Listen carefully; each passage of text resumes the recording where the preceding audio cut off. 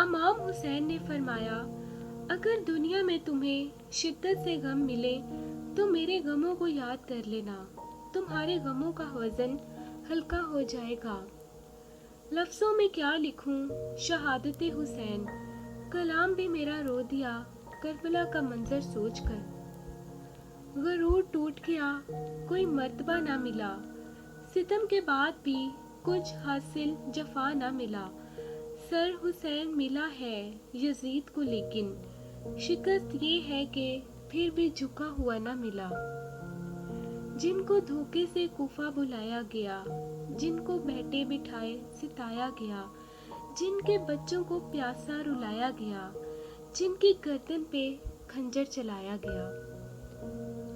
फना की राह गुजर पे मंजिले बका हुसैन है, यही है किस्सा मुख्तसर, यजीद था हुसैन है।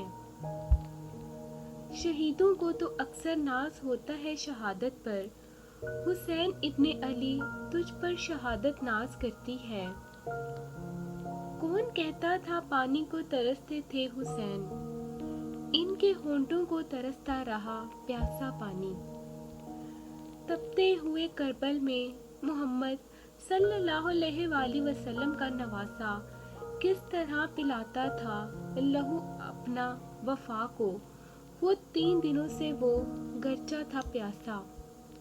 तारीख की सबसे बड़ी तौहीन रसालत करबला के मैदान में हुई। इस गले को काटा जिसको रसूल सल्लल्लाहु अलैहि वसल्लम चूमा करते थे। अजब मजाक है इस्लाम की तकदीर के साथ, काटा हुसैन का सर नाराए तकबीर के साथ। रोने वाला हूँ शहीदे करबला की याद में, क्या दर्दे मकसद ना देंगे साकिए कौसर मुझे।